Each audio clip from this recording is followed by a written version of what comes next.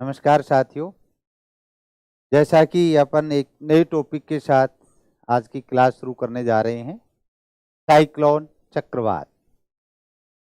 चक्रवात से संदर्भित क्या क्या प्रश्न हो सकते हैं उसके बारे में चर्चा करेंगे और पूरे टॉपिक को अपन इसका कंसेप्ट के रूप में इसको अध्ययन करते हुए लास्ट में देखेंगे किस प्रकार के प्रश्न भी बन सकते हैं, परीक्षाओं में प्रश्नों की प्रकृति कैसी रहती है वो भी अपन इसके साथ में देखेंगे। तो देखिए अपन इसकी शुरुआत करते हैं। साइक्लोन चक्रवात। चक्रवात से संदर्भित क्या क्या बातें होती हैं, प्रश्न भी क्या क्या बन सकते हैं। चक्रवात क्या है? जो अपन के पवनों का जो एक संचार है, किस रूप में परिधि से केंद्र की तरफ पवनें चलती हैं, जिसको अपन चक्रवात कह रहे हैं। तो चक्रवात क्या है? उत्तरी गोलार्ध व दक्षिण गोलार्ध में पवनों की दिशा क्या है, डायरेक्शन क्या है? क्लॉकवाइज है, एंटी क्लॉकवाइज है, वामावर्त है या दक्षिणावर्त है, घड़ी की सुई के अनुकूल है या प्रतिकूल रूप में है। इस तरीके के भी प्रश्न पूछे जाते हैं। चक्रवात कैसे बनते हैं, इनकी उत्पत्ति कैसे होती है? उष्णकटिबंधीय चक्रवात तटीय भागों को क्यों अधिक प्रभावित करते हैं? तटीय भागों पे अधिक वर्षा करते हैं, वहां सबसे ज्यादा विनाश होता है। और जैसे जैसे तट से दूर आंतरिक स्थल भाग में जाते हैं तो उष्णकटिबंधीय चक्रवात की जो गति है वो क्षीण होती जाती है, कमजोर पड़ जाते हैं। ऐसा क्या कारण है कि तटीय भागों को ज्यादा प्रभावित करते हैं? विश्व में इनके विभिन्न नाम क्या हैं? विश्व के क्षेत्र विशेष में, महासागरों में या अपन किसी महाद्वीप से जुड़े हुए भागों के अंदर इनको अलग अलग नाम दिए हुए हैं और उन अलग अलग नाम के आधार पे भी उसके समीपवर्ती जो देशों का समूह होता है, संगठन होता है, अलग अलग देश उसका नामकरण निर्धारित करता है। तो किस रूप में इसका नामकरण भी होता है। और चक्रवात यदि आता है तो मौसम में क्या परिवर्तन होता है, तो उससे संदर्भित ये सभी बातें हैं। तो अपन एक एक के बारे में अपन चर्चा करेंगे। पहले कंप्लीट रूप से अपन पढ़ते हैं चक्रवात क्या है, चक्रवात की क्या विशेषताएं हैं, चक्रवात कैसे बनते हैं, इनकी उत्पत्ति कैसे होती है, चक्रवातों की क्या विशेषताएं हैं, चक्रवातों के कौन से प्रकार हैं, दोनों के अलग अलग रूप में और उनका तुलनात्मक अध्ययन भी। जैसे चक्रवात के दो प्रकार हैं, उष्णकटिबंधीय व शीतोष्णकटिबंधीय चक्रवात, तो दोनों का तुलनात्मक अध्ययन भी अपन देखेंगे, जिससे और आसानी से अपने को जानकारियां समझ में आएंगी। तो अपन शुरुआत करते हैं। देखिए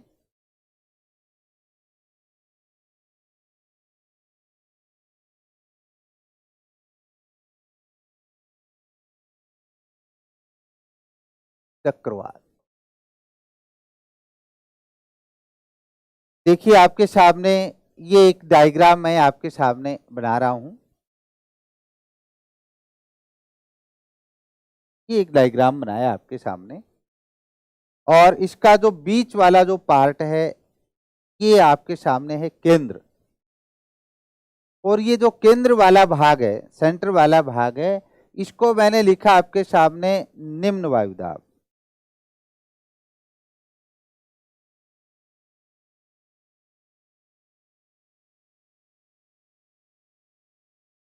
लो प्रेशर। यदि केंद्र के अंदर निम्न वायुदाब है और इस निम्न वायुदाब के चारों तरफ, जिसको अपन इसका परिधीय भाग कह रहे हैं, इस वाले भाग में यदि देखा जाए उच्च वायुदाब हो, यहां अपन कहें उच्च वायुदाब।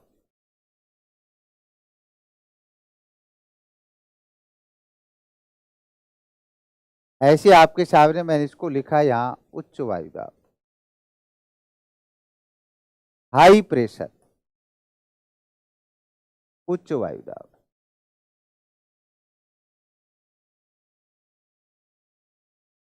इसका तात्पर्य किसी एक क्षेत्र विशेष के अंदर जहां बीच में निम्न वायुदाब है और उसके परिधि वाले भाग में या बाहरी क्षेत्र में अपन कहें जिसमें उच्च वायुदाब है, तो पवनें हमेशा उच्च वायुदाब से निम्न वायुदाब की तरफ गति करती हैं। लेकिन आपने ये ध्यान दिया हो जहां पृथ्वी की घूर्णन गति पूर्व की कक्षा में अपने चर्चा की थी, कोरियोलिस बल के प्रभाव से उत्तरी गोलार्ध में दाईं ओर और दक्षिणी गोलार्ध में बाईं ओर मुड़ जाती हैं, और उन्हीं के आधार पे अपन कहें चक्रवातों में पवनों की दिशा भी निर्धारित होती है। तो आप देखिए, मैं आपके सामने एक ये डायग्राम में जैसे आपके सामने बनाया, तो इसमें देखिए ये आपके सामने, क्योंकि ये उच्च वायुदाब है, ये निम्न वायुदाब है, तो पवनें केंद्र की तरफ चल रही है।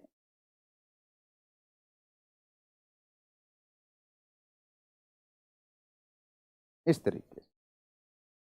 अच्छा, इस तरीके से घूम क्यों रही है, सीधी क्यों नहीं जा रही, सीधी आनी चाहिए थी। पृथ्वी की घूर्णन गति के कारण कोरियोलिस बल के प्रभाव से फेरल के नियमानुसार उत्तरी गोलार्ध में दाईं और दक्षिणी गोलार्ध में बाईं ओर मुड़ जाती हैं। ठीक है।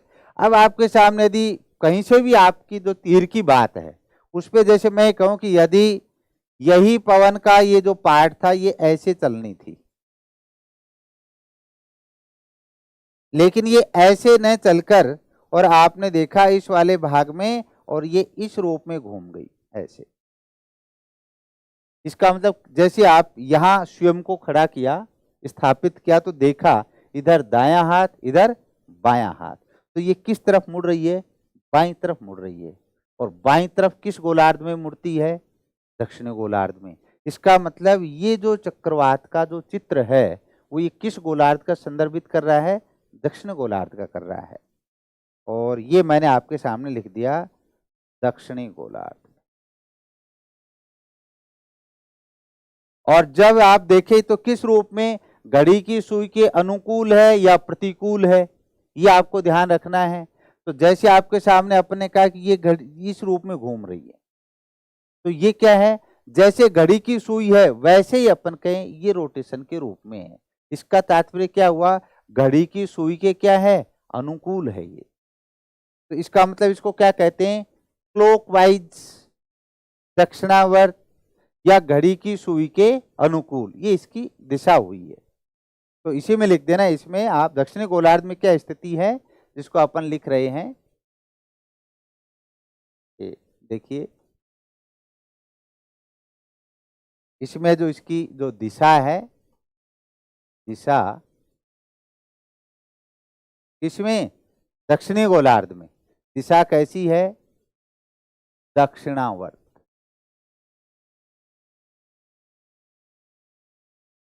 या दूसरा नाम देते हैं अपन घड़ी की सुई के अनुकूल,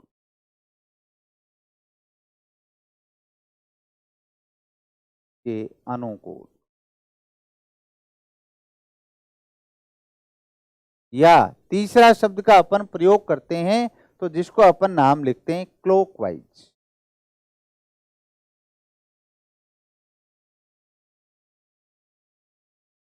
इस रूप में भी इसका नाम लिखा जा सकता है। तो ये दो तीन बातें हुई अपनी, जो अपने एक चित्र बनाया, कि जब ये वाला पार्ट जिसको भारी भाग कहें, जिसको अपन कहें परिधि क्षेत्र है, ये परिधि क्षेत्र है।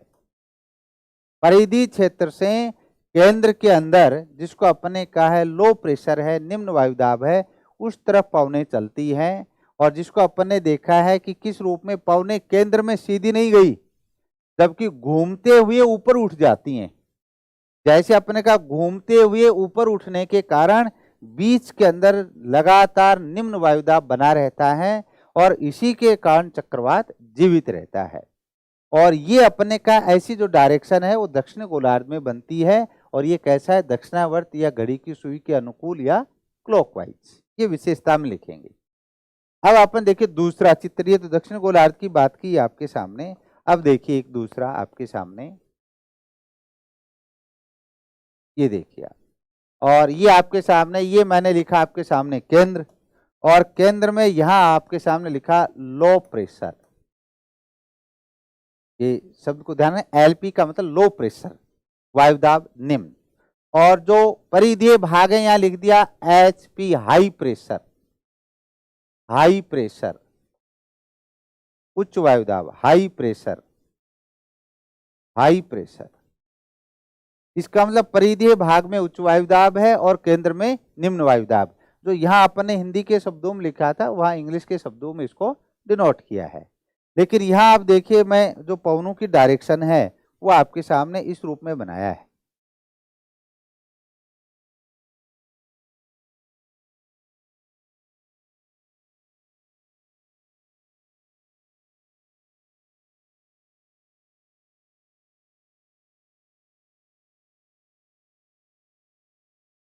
ऐसे जैसे मैं आपके सामने एक डायग्राम से आपको समझ में आ जाएगा, जैसे ये पवन यहां सीधी जानी थी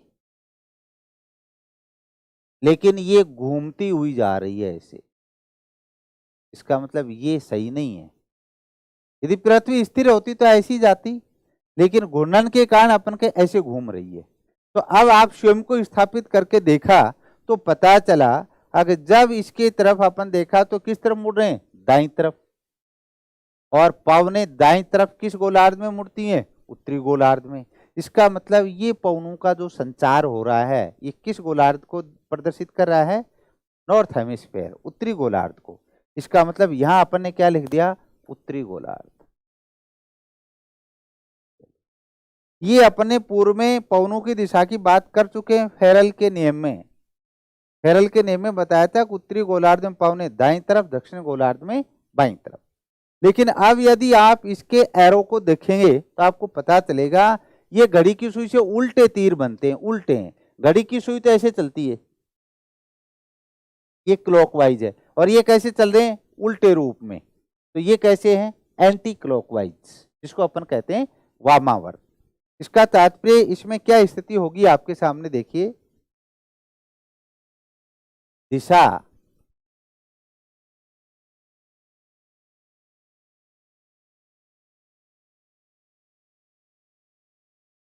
दिशा इसमें आपने लिख रहे हैं अपन वामावर्त।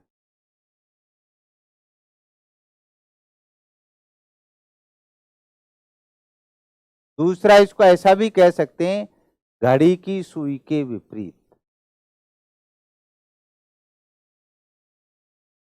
के विपरीत, विपरीत दिशा में। और तीसरे टर्म का जो अपन प्रयोग करते हैं जिसको नाम दिया जाता है एंटी क्लॉकवाइज।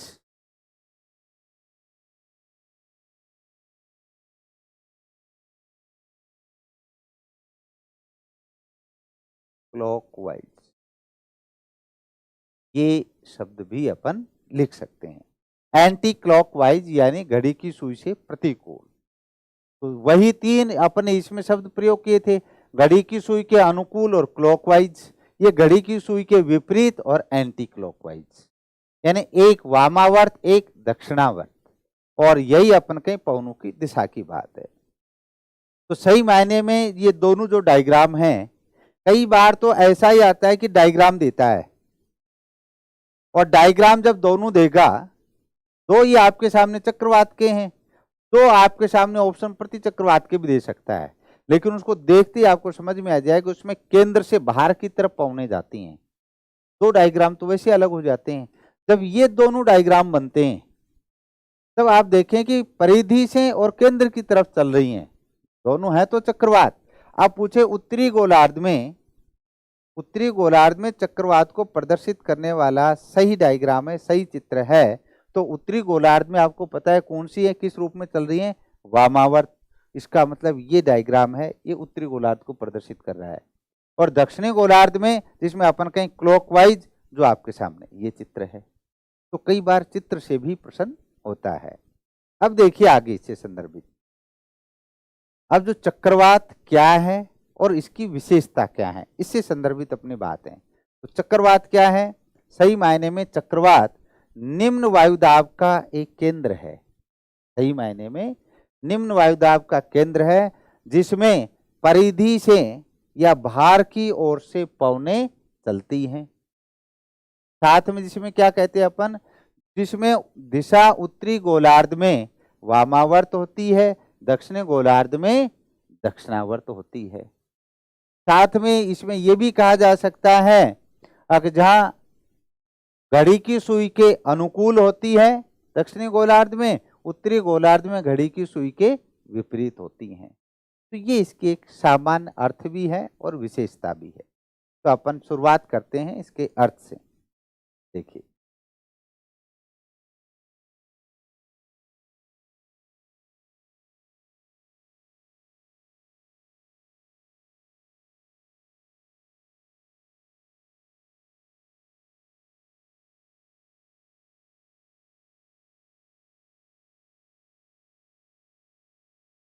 चक्रवात का अर्थ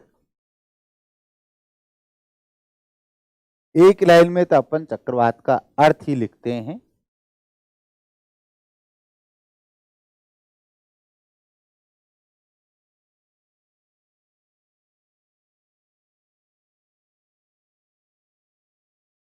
चक्रवात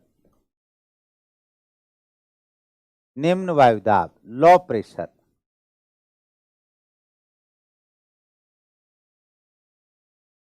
निम्न वायुदाब के केंद्र होते हैं,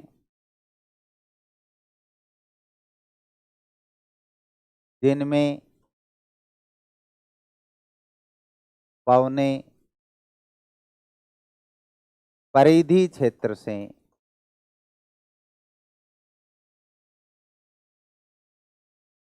परिधि क्षेत्र का मतलब बाहरी क्षेत्र, ऐसा भी कह सकता है, बाहरी क्षेत्र से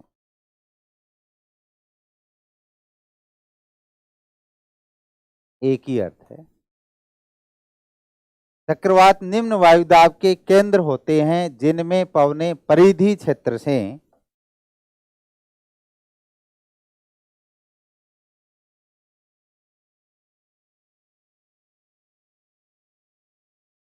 परिधि क्षेत्र से केंद्र की ओर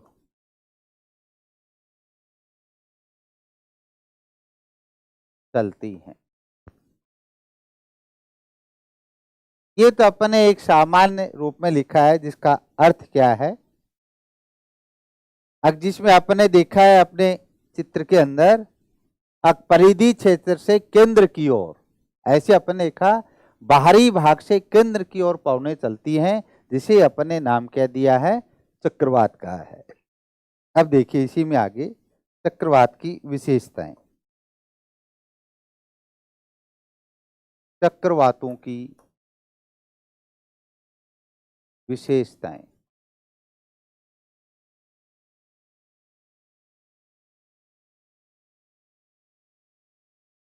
विशेषताओं में क्या है, जो आपका चित्र ही बता रहा है। देखिए विशेषता क्या है, परिधि क्षेत्र में उच्च वायुदाब, केंद्र में निम्न वायुदाब होता है, एक विशेषता। दूसरी विशेषता, पवनें परिधि से केंद्र की ओर चलती हैं, ये दूसरी विशेषता हुई।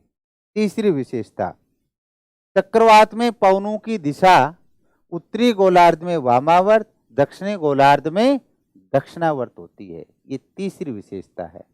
और चक्रवातों के आने से मौसम में भी परिवर्तन होता है, वर्षा होती है, चंद्रमा और सूर्य के चारों तरफ प्रभा मंडल का विकास होता है, वो भी अपन के चक्रवात से संदर्भित इसकी विशेषताओं के रूप में। चक्रवातों की जो आकृति होती है, शेप होती है, वो अंडाकार, गोलाकार या वी शेप के अंदर होती है। ये 3, 4, 5 जो अपनी विशेषताएं हैं। तो एक एक अपन विशेषता को लिखते हैं। देखिए, एक नंबर की विशेषता, चक्रवातों में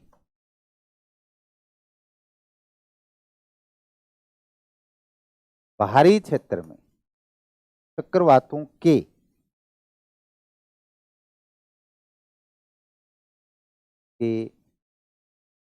बाहरी कह दें या परिधि, बाहरी क्षेत्रों में उच्च वायुदाब,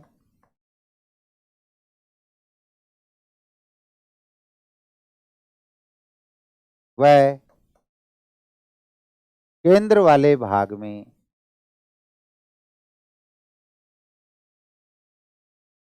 निम्न वायुदाब।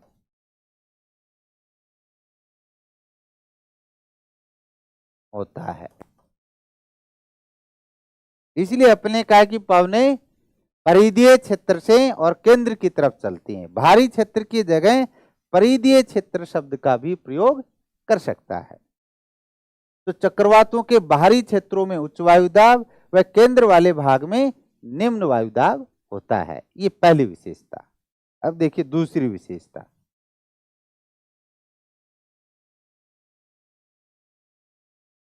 दो नंबर, चक्रवातों में पवनें परिधीय क्षेत्र से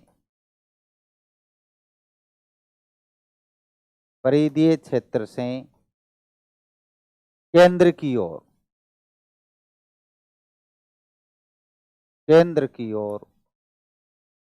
चलती हैं।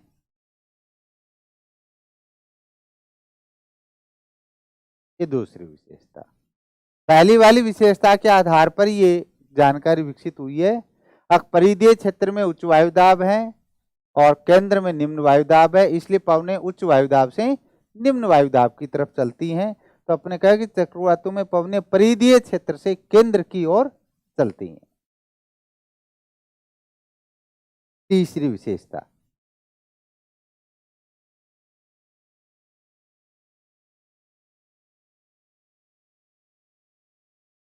चक्रवातों की आकृति जो शेप होती है, आकृति गोलाकार, अंडाकार,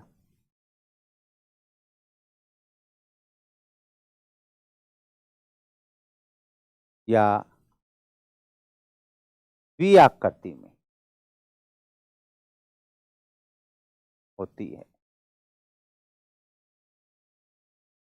चक्रवातों की जो आकृति है, जो इनकी जो शेप है, वो गोलाकार हो सकती है, अंडाकार हो सकती है, या फिर वी शेप की वी आकृति होती है। वी अक्षर की जो आकृति है ना, वैसी भी आकृति हो सकती है।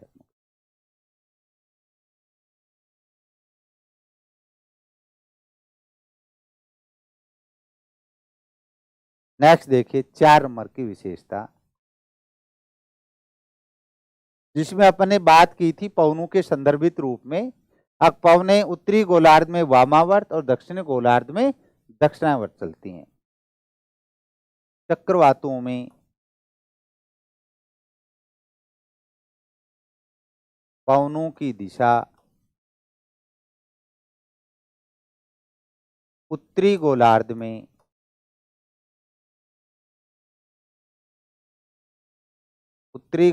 में वामावर्त को कहता है एंटी क्लॉकवाइज।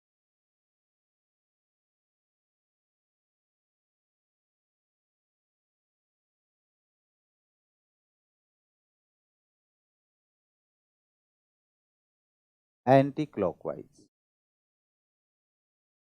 तथा दक्षिणी गोलार्ध में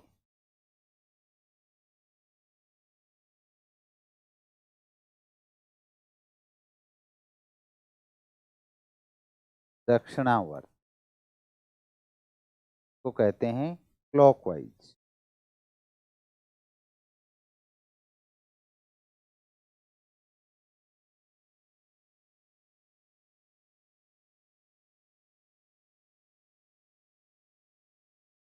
चक्रवातों में पवनों की दिशा उत्तरी गोलार्ध में वामावर्त एंटी क्लॉकवाइज तथा दक्षिणी गोलार्ध में दक्षिणावर्त यानी क्लॉकवाइज होती है।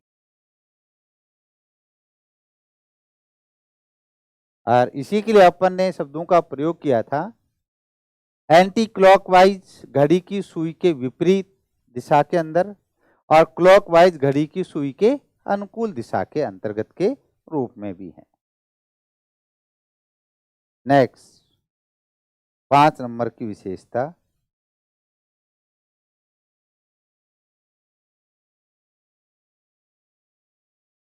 चक्रवातों से मौसम परिवर्तन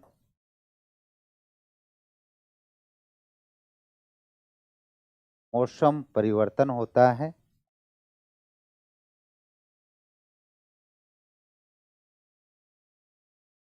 परिवर्तन होता है, वर्षा होती है,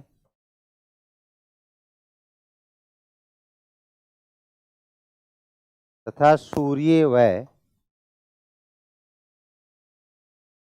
चंद्रमा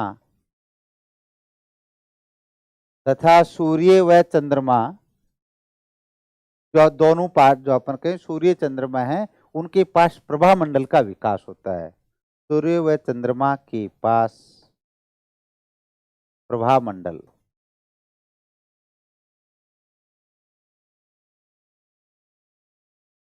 का विकास होता है।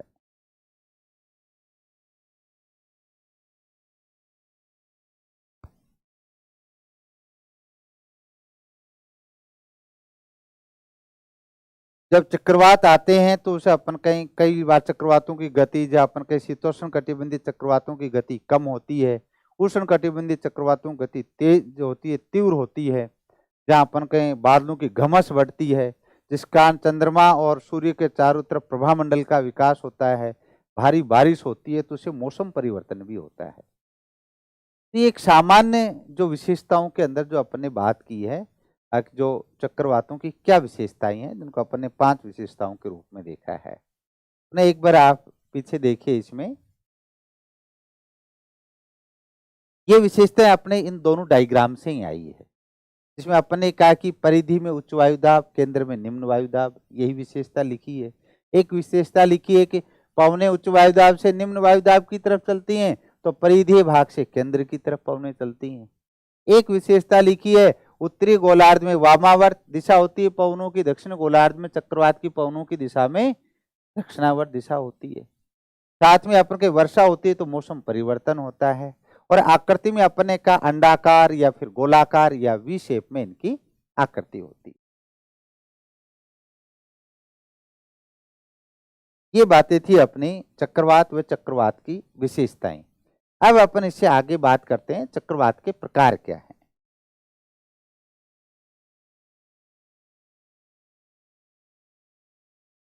चक्रवातों के प्रकार, टाइप्स ऑफ साइक्लोन। क्या प्रकार हैं? देखिए, इसमें 2 प्रकार हैं।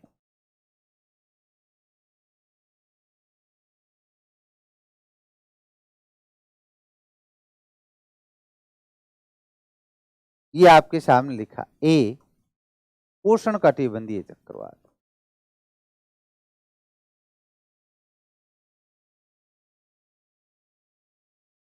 उष्ण कटिबंधीय चक्रवात, ट्रॉपिकल साइक्लोन,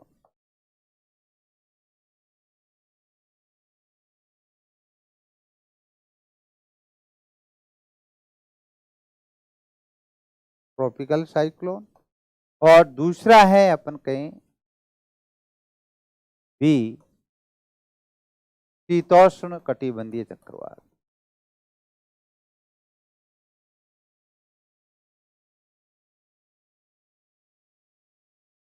शीतोष्ण कटिबंधीय चक्रवात,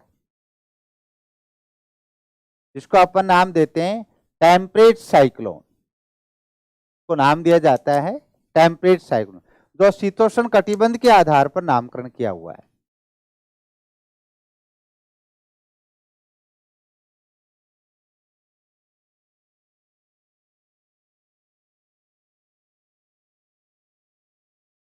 टेम्परेट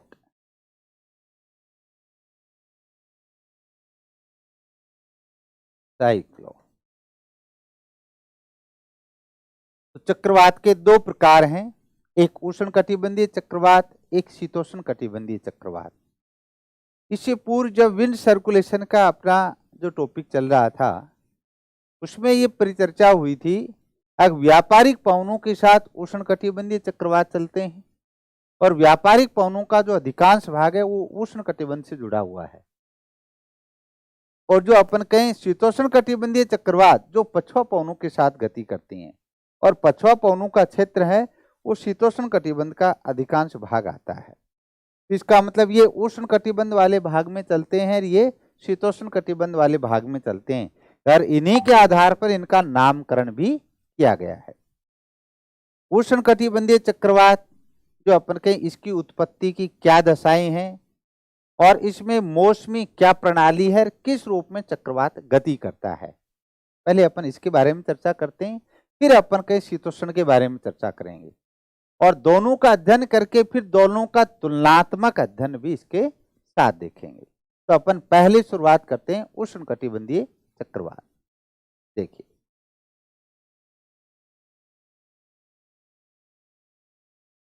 हेडिंग डाल दें उष्णकटिबंधीय चक्रवात।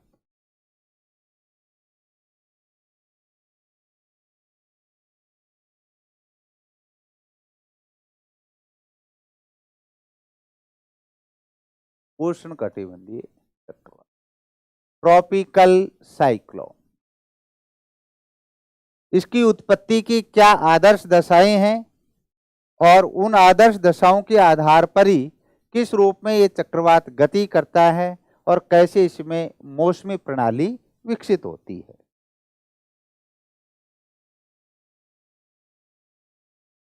में लिखना उत्पत्ति की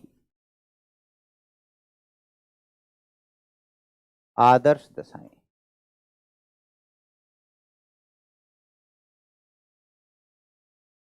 कुछ इसके लिए आवश्यक दशाएं हैं, उन दशाएं यदि उपलब्ध होंगी तो ये अपन के उष्णकटिबंधीय चक्रवातों की उत्पत्ति हो पाती है। उन दशाओं में क्या है, देखिए अपन दो तीन जो दशाएं हैं उसमें, एक नंबर पे उष्णकटिबंधीय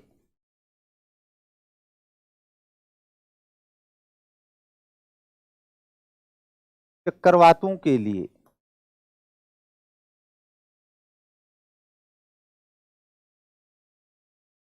चक्रवातों की उत्पत्ति के लिए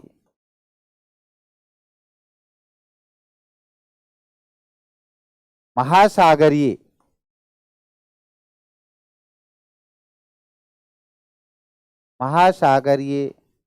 सतह, या यूं कह सकते हैं समुद्री भाग होना चाहिए या सागरीय भाग होना चाहिए या महासागरीय सतह होनी चाहिए। इसका मतलब उष्णकटिबंधीय चक्रवात महासागरीय भागों पर ही उत्पन्न होते हैं। उष्णकटिबंधीय चक्रवातों की उत्पत्ति के लिए महासागरीय सतह हो जिसका साथ में इसमें ये और रखा है कि इसका जो तापमान है, जिसका अपन कहें जो न्यूनतम तापमान है वो लगभग 27 डिग्री सेंटीग्रेड से ज्यादा होना चाहिए। सतह हो जिसका तापमान 27 डिग्री सेंटीग्रेड से अधिक हो।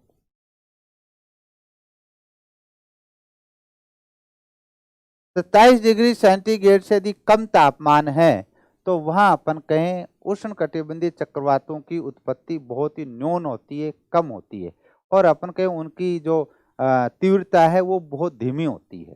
तो सामान्यतः 27 डिग्री सेंटीग्रेड से ज्यादा तापमान है उसी सतह के ऊपर महासागरीय भागों के अंदर इन चक्रवातों की उत्पत्ति होती है। लेकिन साथ में ये चक्रवातों की उत्पत्ति के लिए अपन ने कहा कि कोरियोलिस बल भी होना आवश्यक है।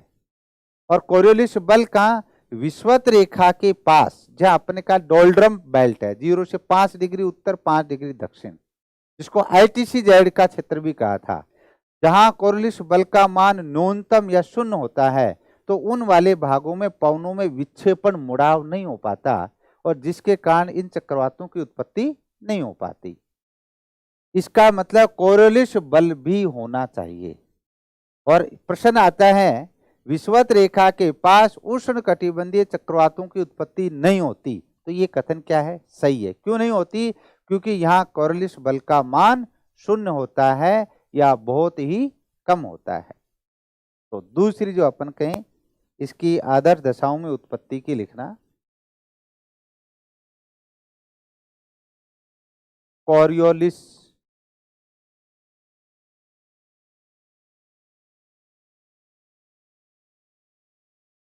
बल का प्रभाव होना चाहिए। अर्थात विषुवत रेखा के पास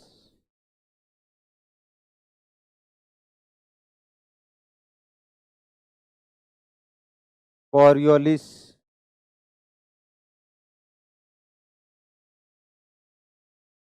विषुवत रेखा के पास कोरियोलिस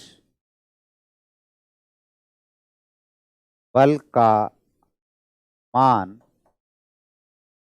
शून्य होने के कारण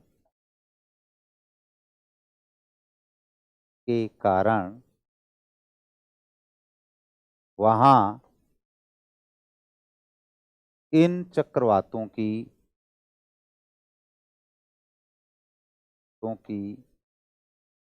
उत्पत्ति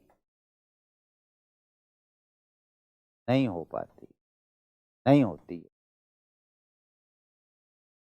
यानी ये विषुवत रेखा के पास की भाग की बात कर रहा है जहां कोरियोलिस बल की उत्पत्ति होनी चाहिए, कहने का मतलब ठीक है। कोरियोलिस बल का प्रभाव होना चाहिए, विषुवत रेखा पे प्रभाव ही नहीं है, ऐसा भी इसको कहा जा सकता है। कोरियोलिस बल की उत्पत्ति हो, तो जहां कोरियोलिस बल नहीं है विषुवत रेखा के पास, तो वहां अपन कहें उष्णकटिबंधीय चक्रवातों की उत्पत्ति नहीं होती है। तो ये दो आदर्श दशाएं। तीसरी,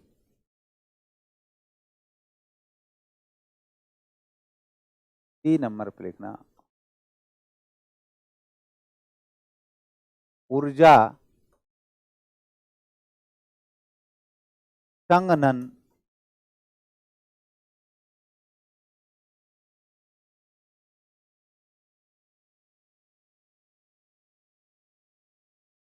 संघनन की क्रिया से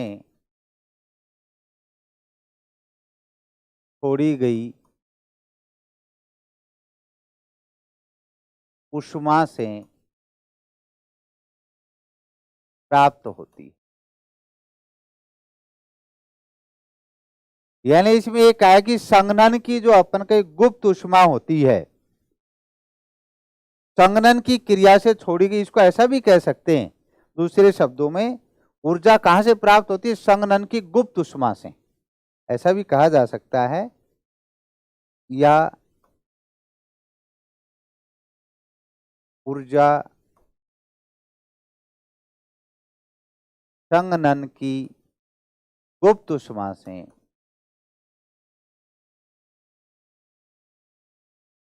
प्राप्त होती है।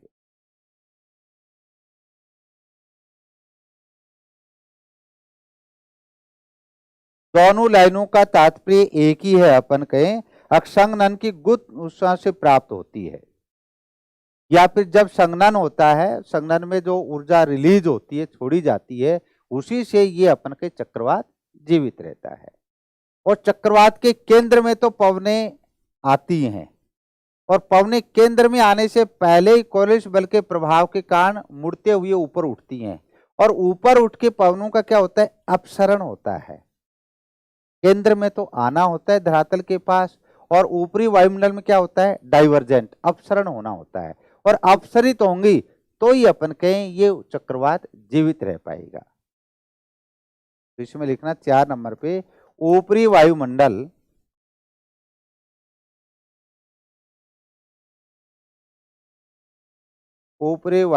में वायु का अपसरण, डाइवर्जेंट, ऊपरी वायुमंडल में वायु का अपसरण होना। धरातल के पास तो अपन के केंद्र की तरफ आती हैं, और ऊपरी वायुमंडल में अपसरित होती हैं। तो ऐसी दशाएं होंगी तो ही अपन कहें ये चक्रवात विकसित होगा। तो ये अपने क्या है कि इसकी जो आदर्श दशाओं की उत्पत्ति देखा जाए तो उसको 4 रूप में लिखा है। पहला, उष्णकटिबंधीय चक्रवात की उत्पत्ति के लिए महासागरीय सतह चाहिए, और महासागरीय सतह भी कैसी हो? जो गर्म सतह हो। गर्म कैसी? जिसका तापमान 27 डिग्री सेंटीग्रेड से ज्यादा हो, पहली विशेषता। दूसरा, अपन ने इसी विशेषताओं में जिसको देखा है, देखिए, कोरियोलिस बल का प्रभाव हो या कोरियोलिस बल की उत्पत्ति हो तो भी सही है, उत्पत्ति या प्रभाव हो, क्योंकि बिना कोरिल्स बल के प्रभाव से ये चक्रवात यानी पवनों के अंदर मुड़ाव या चक्रवात के रूप में गति नहीं हो पाती है। और तीसरी अपन ने विशेषता लिखी कि ऊर्जा कहां से मिलेगी, संघनन की गुप्त उष्मा से प्राप्त होती है। जैसे अपने का संघनन हुआ, बादल बने और वर्षा हुई, वर्षा के साथ ही ऊर्जा जो मुक्त हुई वही ऊर्जा फिर चक्रवात को जीवित रखती है। ऊपरी वायुमंडल वायु का अपसरण होना चाहिए। इसके बाद आप देखते हैं कि इसमें किस तरीके से मौसमी प्रणाली विकसित होती है। देखिए आप नेक्स्ट,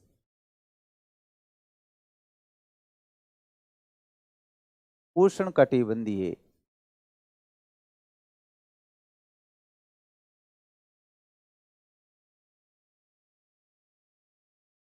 चक्रवात में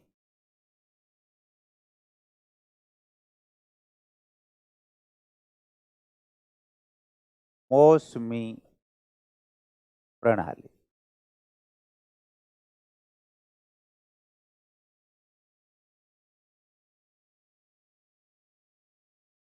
किस तरीके से चक्रवात गति करता है, किस रूप में इसकी मौसमी प्रणाली का विकास होता है, इसकी अपन बात करते हैं।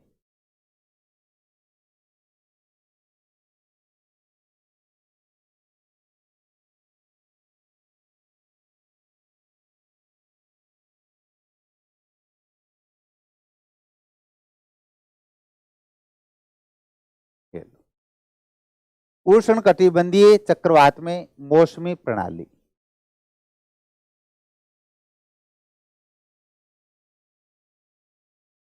पहले एक डायग्राम में देखें कैसे चक्रवात में बादल हैं, कहाँ वर्षा हो रही है, कहाँ चक्रवात का मध्य भाग है जिसको अपन चक्षु का नाम देते हैं, किस रूप में बनता है देखिए आप।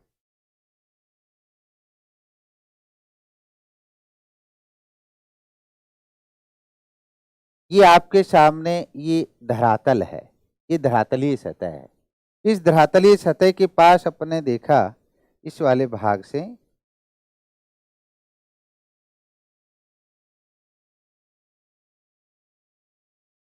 ये पवने गति करते हुए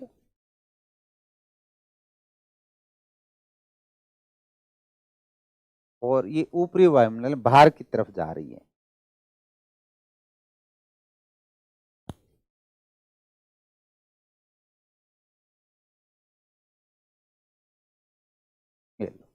ये ऊपर वाले भाग में आपके सामने मैंने इसको चित्र के माध्यम से दिखाया है, जिसमें आपके सामने क्या हो रहा है, अपसरण, डाइवर्जेंट। वायु का क्या हो रहा है, या अपसरण, विपरीत दिशा में जा रही है। और यहाँ क्या हो रहा है, अभिसरण। इस वाले भाग में, इस वाले भाग में क्या हो रहा है, अभिसरण। तो इस रूप में चक्रवात की जो स्थिति होती है, अब देखिए आप इस वाले भाग में जैसे अपने कहा ये चक्रवात की जो स्थिति है,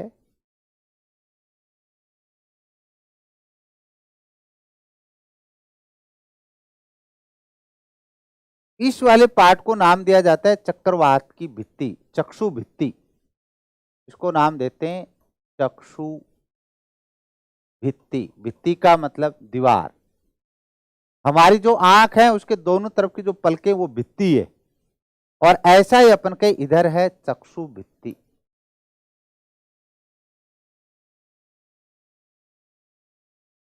और ये अपन के ये बीच वाला जो पार्ट है, ये आपको जो नजर आ रहा है, ये वाला जो पार्ट, ये है अपन कहीं चक्रवात की जो आंख, जिसको अपन कहते हैं चक्षु, या फिर इसको नाम दिया जाता है नेत्र।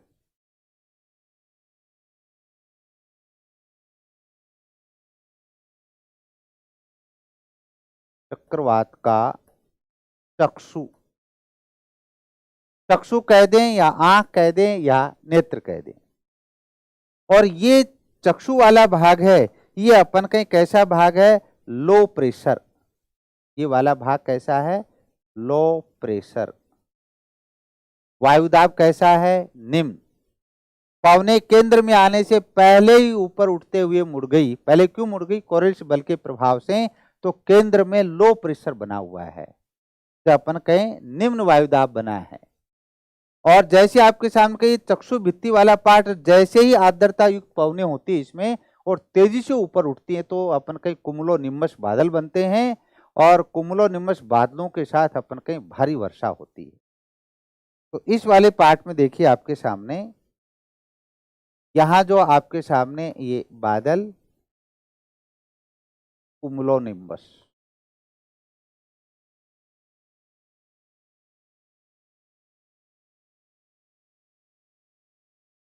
जिसको नाम दिया जाता है कपासी वर्षा मेघ बादल। इधर मैं हिंदी में लिख देता हूं कपासी वर्षा मेघ।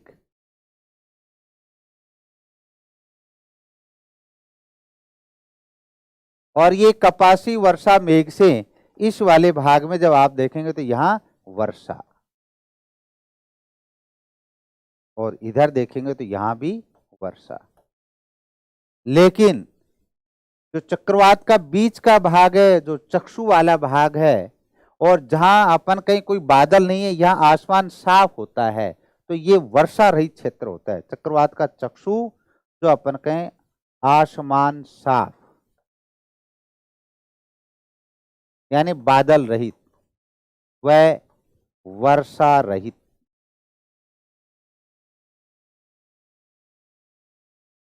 क्षेत्र, ये लो।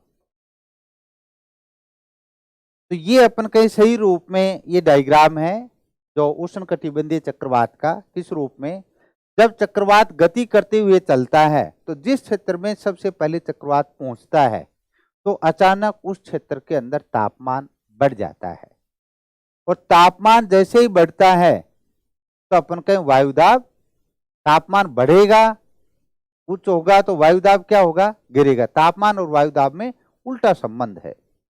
तो जैसे जिस क्षेत्र में चक्रवात पहुंचता है तापमान बढ़ने लगता है और बादलों की घमस बढ़ने लगती है, और उस घमस के साथ जब चक्रवात का ये पहले वाला आगे वाला भाग अग्रभाग पहुंचता है, कुमुलोनिम्बस बादलों से घनघोर वर्षा होती, भारी वर्षा होती है। कुछ समय बाद चक्रवात गति करते हुए आगे निकलता है, तो उस समय चक्रवात का बीच का भाग आता है जिसको कहते हैं चक्रवात की आंख या चक्षु।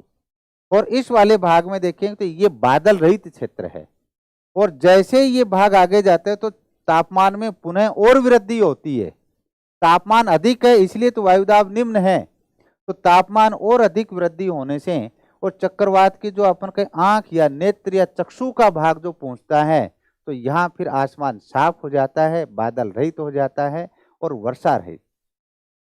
कुछ समय बाद धीरे धीरे जब जब चक्रवात का मध्य भाग जो चक्षु है वो आगे गुजरता है, तो चक्रवात का पिछला भाग, पीछे का भाग है पश्च भाग, वो पहुंचता है, और पुनः कुमुलोनिम्बस बादल कपासी वर्षा मेघों से भारी वर्षा होती है, और इस तरीके से गति करते हुए आगे बढ़ता है। तो ये अपनी इसकी मौसमी प्रणाली है।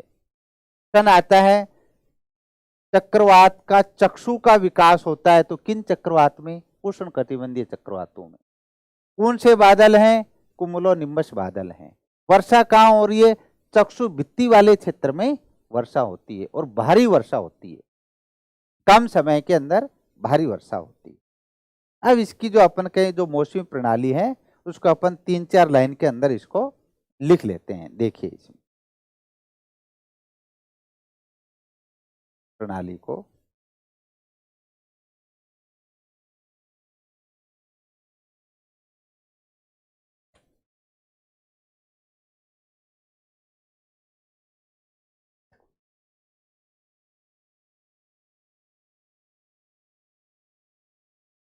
किसी क्षेत्र का अचानक तापमान बढ़ना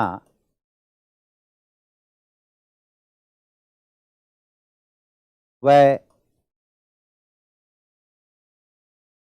वायुमंडल का शांत होना चक्रवात आगमन का सूचक है। अचानक किसी क्षेत्र का तापमान बढ़ा और वायुमंडल भी शांत हो गया। इसका मतलब कोई चक्रवात की घटना, जो अपन का कोई चक्रवात आने वाला है, तो अपन का ये चक्रवात के आगमन का सूचक के रूप में जाना जाता है। इसी में आगे लिखें, कुछ समय बाद,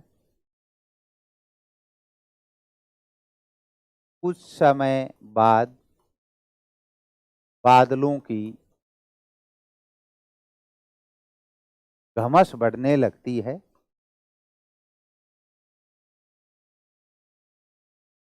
बढ़ने लगती है। कुछ समय बाद बादलों की घमस बढ़ने लगती है तथा कपासी वर्षा मेघ,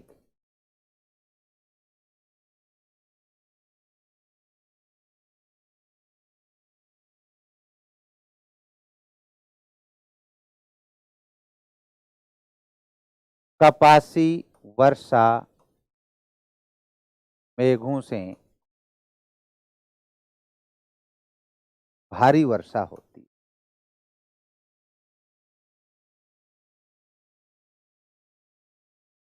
यानी अब जो चक्रवात जैसे पहुंचा, तो चक्रवात का अगला भाग जैसे पहुंचा, तो जहां अपन के कुमुलो निम्बस बादल बने और उनसे अपन के घनघोर वर्षा हुई। और फिर जैसे पुनः फिर अपन के जब चक्रवात आगे बढ़ रहा है, तो चक्रवात का मध्य भाग जो चक्षु का भाग आया, तो आसमान क्या हो जाएगा, फिर साफ हो जाएगा। तो देखिए आगे इसी में, कुछ समय बाद, कुछ समय बाद तापमान में पुनः और वृद्धि होती है।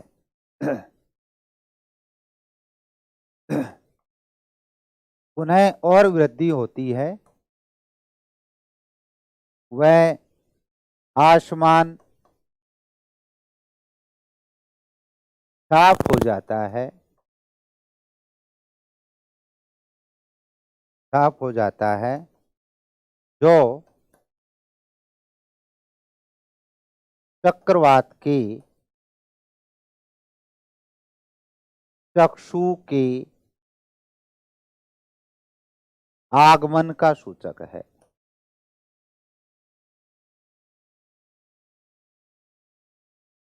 यानी अब इस वाले भाग जो अपन के चक्षु या अपन कहें चक्रवात की आंख भी इसको कहते हैं।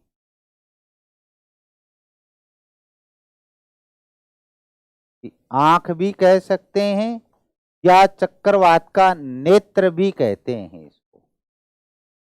जिसमें कहा कि कुछ समय बाद तापमान, तापमान में और लिखें आप, तापमान में पुनः और वृद्धि होती है, वह आसमान साफ हो जाता है, बादल रहित हो जाता है, जो चक्रवात के चक्षु के आगमन का सूचक है। और आसमान साफ हो जाता है, चक्रवात के चक्षु के आगमन का सूचक है। इसका मतलब ये क्षेत्र वर्षा रहित है। आगे इसी में लिखें, अतः चक्षु क्षेत्र वर्षा रहित है।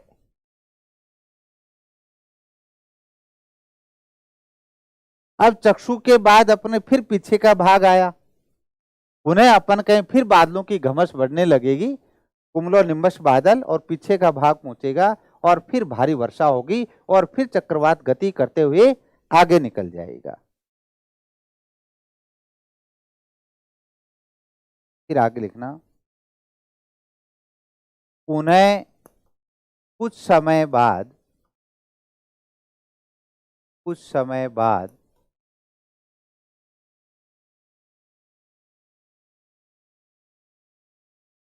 कपासी वर्षा मेघ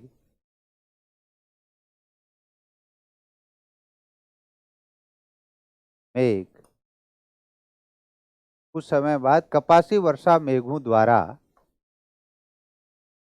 भारी वर्षा होती है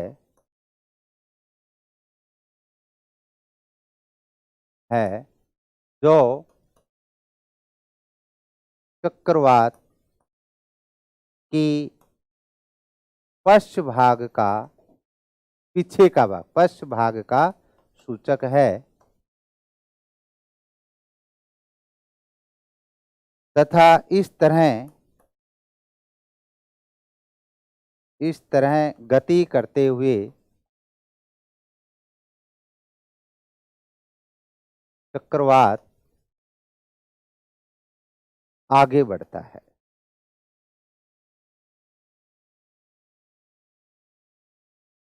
ये अपने कहा कि फिर कुमुलोनिम्बस बादल, कपासी वर्षा मेघ आए, और जो अपने का चक्रवात के पश्च भाग का सूचक है तथा इस तरह गति करते हुए चक्रवात फिर आगे बढ़ जाता है। तो जो अपने कहा कि पहले अग्रभाग आया, फिर चक्षु आया, फिर पश्च भाग आया। अपन बात करते हैं कि जब भी उष्णकटिबंधीय चक्रवात जो महासागरों पे विकसित हुए हैं, तो महासागरीय भाग से जैसे तटीय भाग में पहुंचते तट से टकराते हैं। तट से टकराने के बाद जहां अपन के स्थल भाग की तरफ बढ़ते हैं, लेकिन इन चक्रवातों के लिए ऊर्जा कहां से मिलती है? संघनन की, गुप्त ऊष्मा से। और अब अपन कहें जो संघनन की प्रक्रिया है वो अपन के जो 27 डिग्री सेंटीग्रेड जो महासागरीय सतह जहां से अपन के वाष्प के माध्यम से और वो ऊष्मा बन रही थी, वो धीरे धीरे स्थलीय भाग की तरफ जाते हैं, तो इनको ऊर्जा मिलना कम हो जाती है और इसलिए चक्रवात की जो गति है और उसकी तीव्रता है उसमें भी कमी आने लगती है। तो तटवर्ती भाग से स्थल भाग की ओर बढ़ने पर उष्णकटिबंधीय चक्रवात क्षीण होते हुए जाते हैं। तो तटवर्ती भागों से टकराने के साथ ही इसको नाम दिया जाता है चक्रवात का लैंडफॉल। चक्रवात का लैंडफॉल की संज्ञा दी जाती है। आगे देखिए, इसी में आगे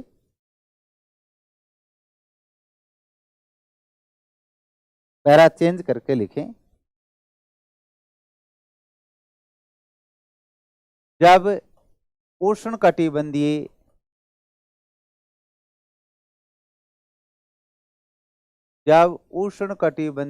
चक्रवात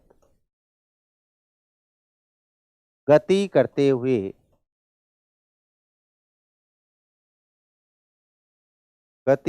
हुए तटवर्ती भागों से टकराते हैं,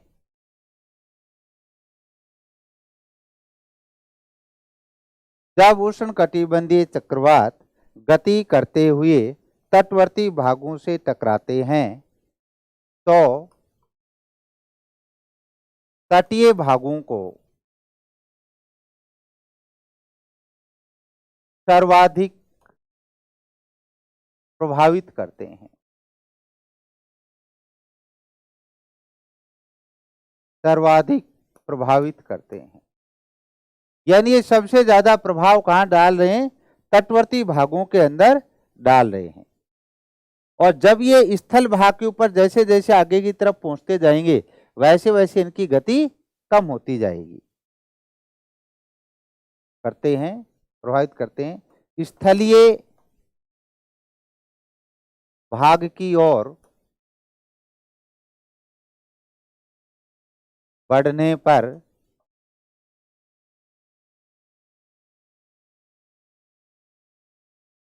ये क्षीण होते जाते हैं। क्षीण का मतलब कमजोर, कमजोर कह दे या क्षीण होते हैं। स्थलीय भाग की ओर बढ़ने पर ये क्षीण होते जाते हैं।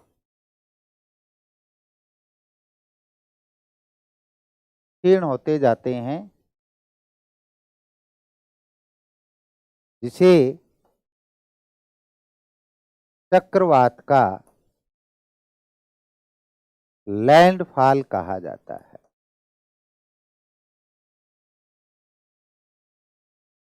लैंडफॉल कहा जाता है।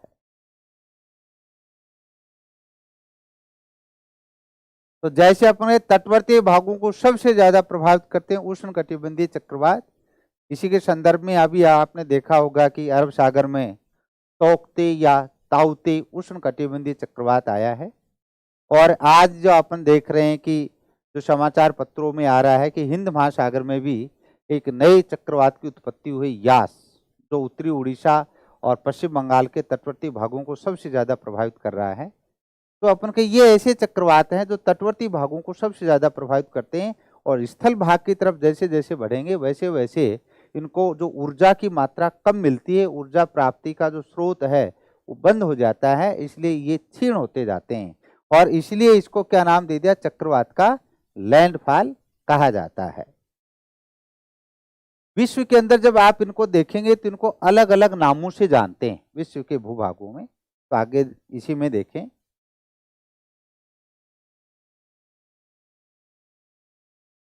विश्व में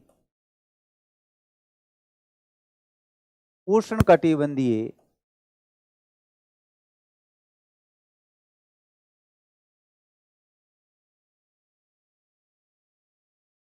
चक्रवातों को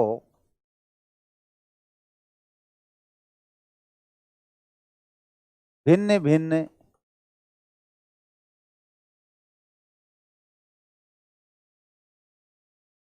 नामों से जाना जाता है।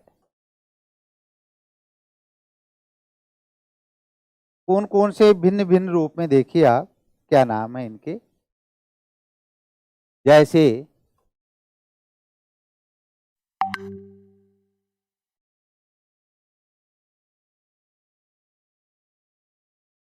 मैक्सिको की खाड़ी,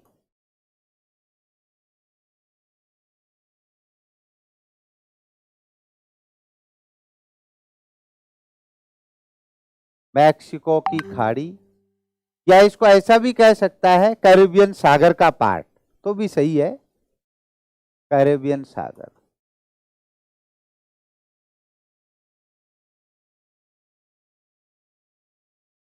जिसको अपन ये कहते हैं अटलांटिक महासागर का जो उत्तर और पश्चिम वाला भाग है, उत्तर पश्चिमी अटलांटिक महासागर भी इसको कहा जा सकता है। मैक्सिको की खाड़ी या कैरेबियन सागर, या फिर अपन कहें उत्तरी पश्चिमी अटलांटिक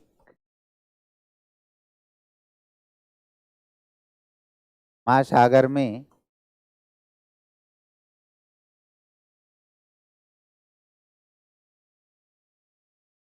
हरिकेन कहा जाता है। एक टर्म आया हरिकेन, मैक्सिको की खाड़ी या कैरेबियन सागर या उत्तरी पश्चिमी अटलांटिक महासागर, या इसको ऐसा भी कह सकते हैं पश्चिमी द्वीप समूह, तो उस वाले भाग से जुड़ी हुई बात, तो यहाँ चक्रवात का नाम क्या रखा है, हरिकेन। हरिकेन जो अपन कहें जो चक्रवात है, इसकी जो अपन के गति मापने का, इसको मापने का जो अपन के यंत्र है, वो जो सूचक है, स्केल है, जो अपन के सैफिर सैम्पसन है, सैफिर सैम्पसन के आधार पर इसको मापा जाता है। तो इसी में आप चाहे इसको आगे लिख दें,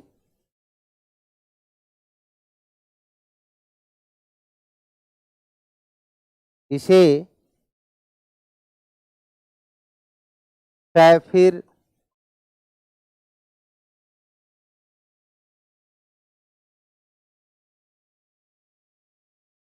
सैम्पसन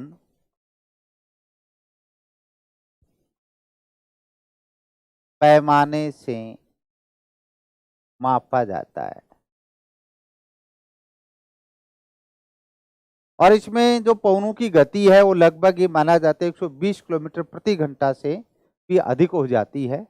तो इसके लिए जो 120 किलोमीटर से ज़्यादा, ब्यूफोर्ट महोदय ने अपना जो स्केल बनाया, ब्यूफोर्ट स्केल, उसके ऊपर भी इसकी जो संख्या जो दर्ज की गई उसको 12 रखा। तो ये कहीं ऐसा भी होती है, ध्यान रखना, ब्यूफोर्ट स्केल पर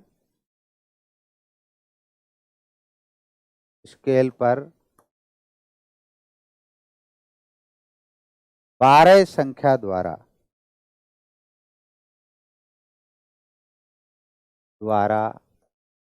प्रदर्शित किया जाता है, करते हैं।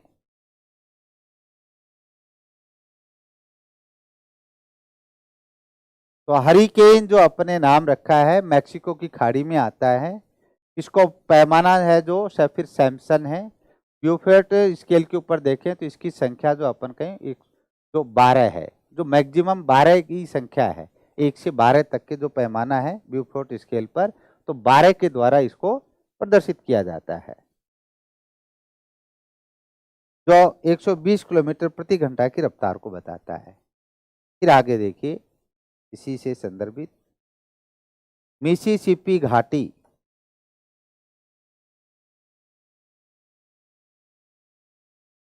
घाटी क्षेत्र में, जो अपन कहें ये यूएसए, संयुक्त राज्य अमेरिका, टॉर्नेडो कहा जाता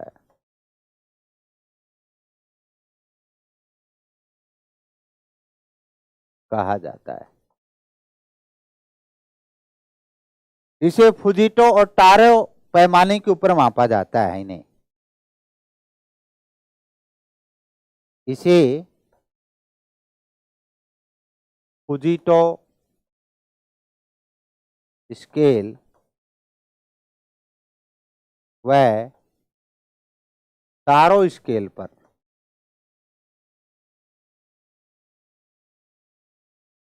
मापा जाता है। फुजिटो या टारो स्केल के ऊपर टॉर्नेडो का मापन किया जाता है। और यदि जितने भी चक्रवात हैं उनमें यदि सबसे ज्यादा वायुदाब प्रवणता, जो अपन कहें वायुदाब में जो अंतर है, तो वो टॉर्नेडो के अंदर ही होता है, जिसमें बहुत ही प्रबल हवाएं, प्रबल वेग की पवनें चलती हैं। तो अपने का एक नाम रखा मैक्सिको की खाड़ी में हरिकेन, मिसिसिपी घाटी क्षेत्र में इसको नाम क्या रखा अपन ने, टॉर्नेडो।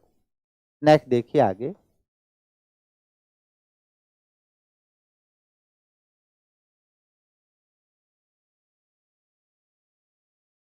उत्तरी पश्चिमी अटलांटिक, सॉरी, उत्तरी पश्चिमी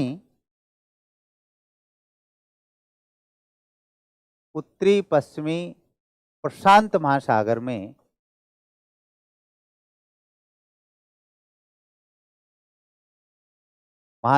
में इसे टाइफून की नाम दिया, टाइफून। उत्तरी पश्चिमी प्रशांत महासागर का जो हिस्सा है, जो अपन के प्रशांत महासागर का पूर्वी हिस्सा है, जो अपन कहें उत्तरी अमेरिका, दक्षिणी अमेरिका की तरफ है, और पश्चिमी जो भाग है वो अपन कहें ऑस्ट्रेलिया और अपन कहें एशिया की तरफ वाला भाग है। तो ये एशिया की तरफ की बात कर रहा है। उत्तरी पश्चिमी प्रशांत महासागर में इसे टाइफून कहते हैं।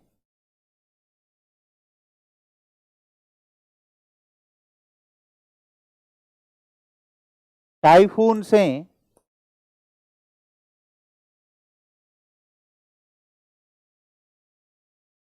चीन, जापान, फिलीपींस,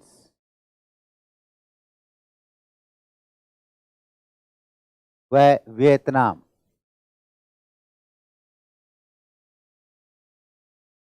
देश अधिक प्रभावित होते हैं।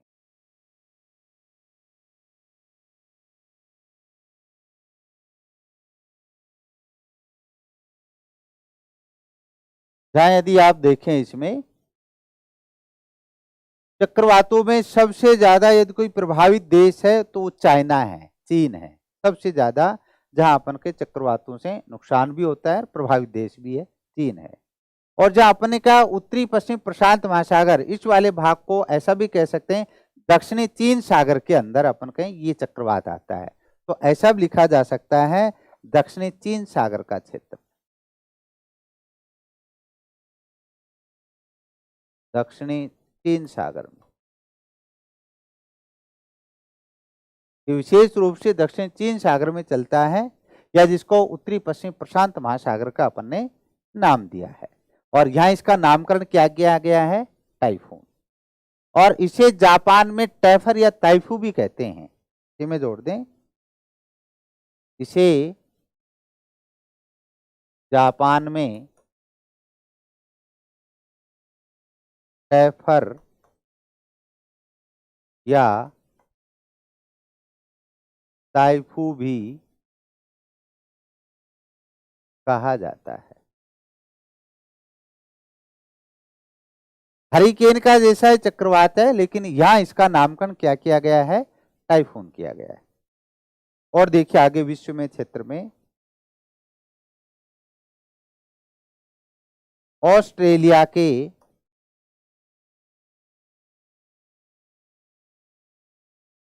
उत्तरी पूर्वी भाग में, ऑस्ट्रेलिया का जो उत्तरी पूर्वी भाग है वो प्रशांत महासागर का दक्षिणी पश्चिमी भाग है। ये यूं कह सकते हैं दक्षिणी पश्चिमी प्रशांत महासागर, तो भी सही है। ऑस्ट्रेलिया के उत्तरी पूर्वी भाग में विली विली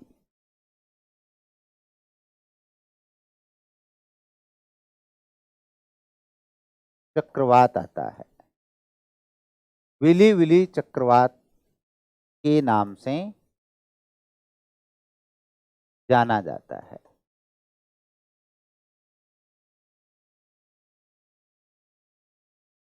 ऑस्ट्रेलिया के उत्तरी पूर्वी भाग में जो अपन कहें उष्णकटिबंधीय चक्रवात है, उसका नामकरण क्या है?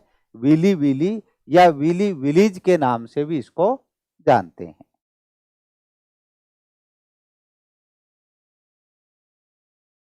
आगे देखिए इसी में हिंद महासागर में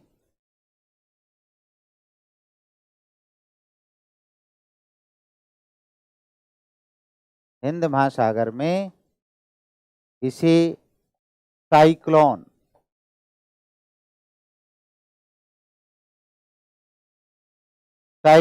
के नाम से जानते हैं। हिंद महासागर में जो भारत के संदर्भ में, या आप ऐसा भी कह सकते हैं भारत में इसको किस नाम से जानते हैं? भारत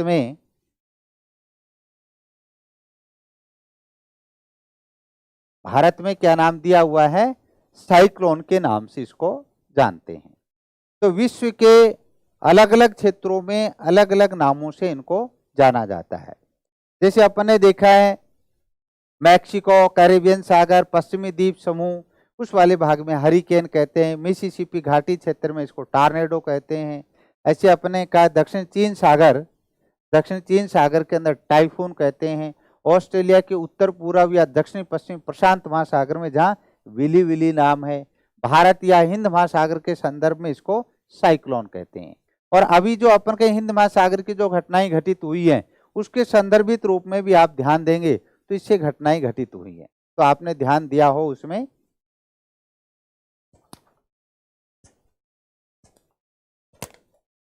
अभी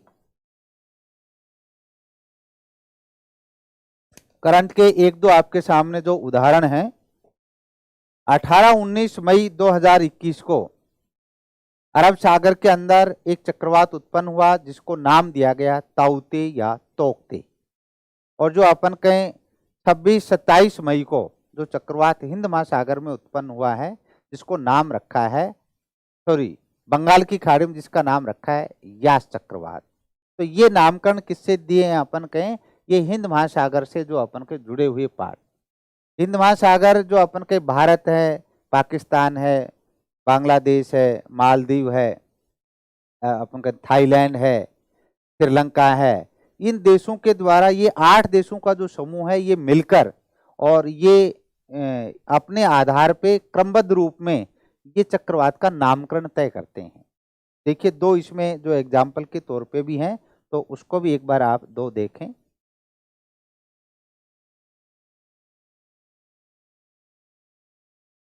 वर्तमान में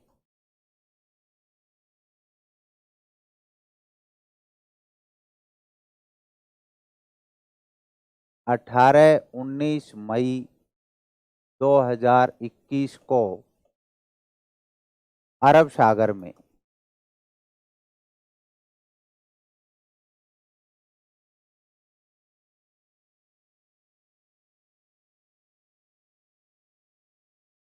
ताउते या इसको तोकते भी नाम दिया है, तोकते चक्रवात ने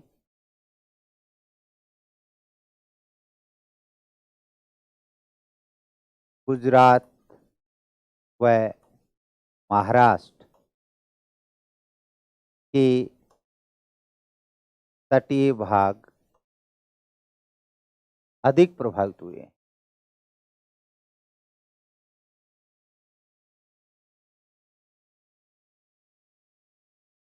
अधिक प्रभावित हुए हैं।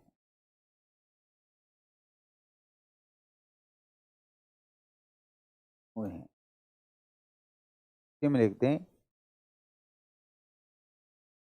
ताउते और बर्मी भाषा का शब्द है,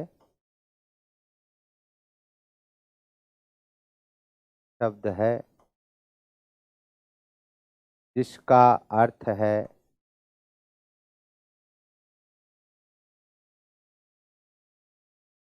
छिपकली। यानी जो अपन के ताउते जो नामकरण किया है वो म्यांमार देश ने किया है, छिपकली। इसका नामकरण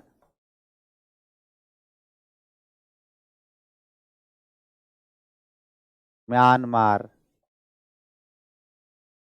देश द्वारा किया गया है,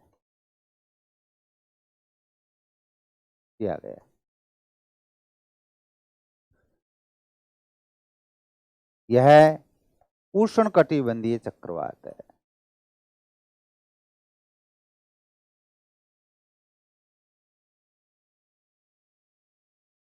तो जो अपने कहा ना कि ताउते या तोकते जो चक्रवात गुजरात महाराष्ट्र के तटवर्ती भागों में सबसे ज्यादा इसने विनाश किया है, इससे भारी बारिश हुई है जिसके कारण तबाही हुई है। तो ये अपने 18-19 मई को ये तटवर्ती भागों के अंदर ज्यादा विनाश किया है। और इसके आंतरिक भाग में आते आते फिर अपन के मध्य प्रदेश, राजस्थान, वहां तक भी वर्षा हुई है, आंतरिक भागों तक भी, लेकिन वहां इसका प्रभाव कम रहा है। ये अपन कहें हिंद महासागर के संदर्भित रूप में बात की। इसी तरीके से देखिए आप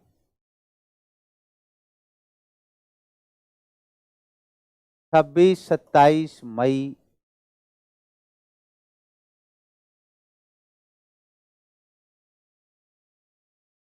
2021 को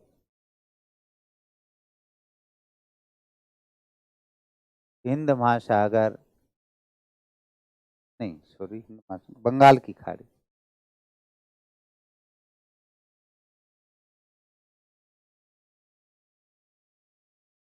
बंगाल की खाड़ी 26-27 मई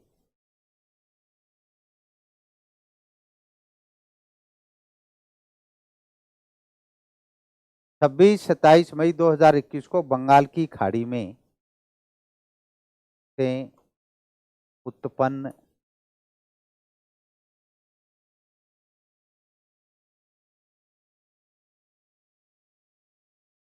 यास चक्रवात उत्तरी उड़ीसा व पश्चिम बंगाल के तटवर्ती भागों को अधिक प्रभावित किया, अधिक प्रभावित करेगा।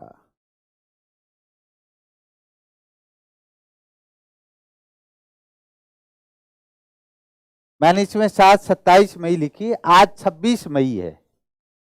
आज ये तट से टकराया है तो आज और कल इसका ज्यादा इफेक्ट है, हो सकता है आगे और भी इफेक्ट हो सकता है, लेकिन मैंने इसको इस दृष्टि से लिखा कि आज 26 मई को ये तट से टकरा रहा है और आज ये अपनी क्लास चल रही है।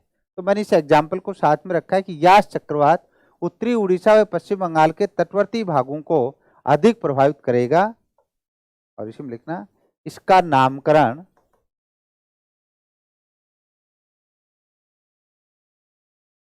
ओमान देश ने किया है,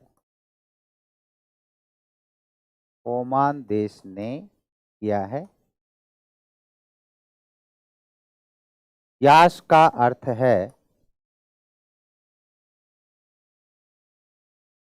है निराशा। इस शब्द का जो अर्थ है वो अपन कहें क्या है, निराशा है। तो ये दोनों, जिसको अपन साइक्लोन कह रहे थे हिंद महासागर में, तो हिंद महासागर में उष्णकटिबंधीय चक्रवात और अभी हाल ही के अंदर 2 चक्रवात आए, जिसको अपन का 19-20 मई को अपन ने कहा कौन सा चक्रवात आया है, तौकते या ताउते चक्रवात आया है। और दूसरा अपन कहें 26-27 आज जो अपन के तट से टकरा रहा है उसका नाम है यास चक्रवात, और इसका नामकरण किसने किया है, ओमान देश ने किया है। तो ये अपनी बातें थी, चक्रवात क्या है, चक्रवातों की विशेषताएं क्या हैं, चक्रवातों के प्रकार क्या हैं, जो 2 प्रकार हैं, और उसमें अपने देखा उष्णकटिबंधीय चक्रवात की उत्पत्ति की दशाएं क्या हैं, और उष्णकटिबंधीय चक्रवात के अंदर मौसमी प्रणाली क्या है। अब नेक्स्ट अपनी जो अगली क्लास होगी उसमें शीतोष्ण कटिबंधीय चक्रवात के बारे में अपन बात करेंगे। धन्यवाद।